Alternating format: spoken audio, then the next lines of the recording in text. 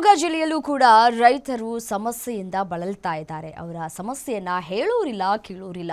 ಕಳೆದ ವರ್ಷ ಸುರಿದ ಮಳೆಯಿಂದಾಗಿ ಬೆಳೆ ಕಳೆದುಕೊಂಡಂತಹ ರೈತರಿಗೆ ವಿಮಾ ಪರಿಹಾರ ಸರಿಯಾಗಿ ವಿತರಿಸಿಲ್ಲ. ಇದರಿಂದ ಅನ್ನದಾತರು ಕಂಗಾಲಾಗಿದ್ದಾರೆ.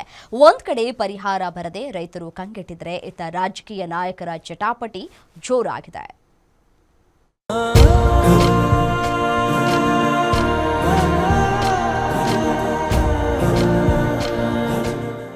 ಮಲೆನಾಡು ಶಿವಮೊಗ್ಗದಲ್ಲಿ ಬೆಳೆ ವಿಮೆ ಫೈಟ್ ಜೋರಾಗಿದ್ದು, ಕೇಂದ್ರ ಸರ್ಕಾರದ ವಿರುದ್ಧ ಆರೋಪಿಸಿ ಶಿವಮೊಗ್ಗ ಜಿಲ್ಲಾ ಉಸ್ತುವಾರಿ ಸಚಿವ ಮಧು ಬಂಗಾರಪ್ಪ ಸಭೆ ನಡೆಸಿದರು.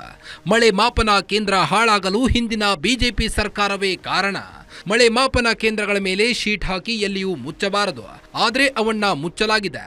ಇದಕ್ಕೆ ಯಾರು ಹೊಣೆ ಅಂತ ಸಚಿವ ಮಧು ಬಂಗಾರಪ್ಪ ಪ್ರಶ್ನಿಸಿದ್ದಾರೆ. ಅದೆಲ್ಲ ಮೋಸ್ಟ್ಲಿ ವೆದರ್ ಇದಿರುತ್ತೆ. ಹಂಗೇನಾದ್ರು ಮುಚ್ಚಿದ್ರೆ ಅವನು ಯಾವನು EMC ತಗೊಂಡು ಏನು ಸಪ್ಲೈ ಮಾಡಿರ್ತಾನೆ ಅವನ ವಿರುದ್ಧ ಇದು ಮಾಡಬೇಕಾಗ್ತದೆ. ಅದನ್ನು ನಾನು ಹೇಳ್ತೀನಿ.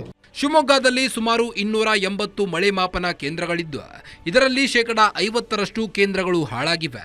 ಈ ಬಗ್ಗೆ ಸಕಾಲಿಕವಾಗಿ ಗಮನ ಹರಿಸದ ಅಧಿಕಾರಿ ಸಿಬ್ಬಂದಿಗಳ ನಿರ್ಲಕ್ಷ್ಯ ಎದ್ದು ಕಾಣುತ್ತಿದೆ.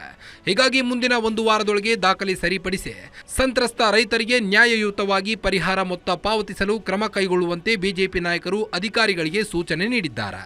ಜಿಲ್ಲಾಧಿಕಾರಿಗಳು ಅಧಿಕಾರಿಗಳು ಸಮಯ ಕೇಳಿದ್ದಾರೆ. ಇನ್ನೊಂದ್ಸತಿ ಟ್ಯಾಬ್ಲೇಷನ್ ಸ್ಟ್ಯಾಟಿಸ್ಟಿಕ್ಸ್ ಹೋಮ್ವರ್ಕ್ ಮಾಡ್ತೀವಿ ಅಂತ ಹೇಳಿದ್ದಾರೆ.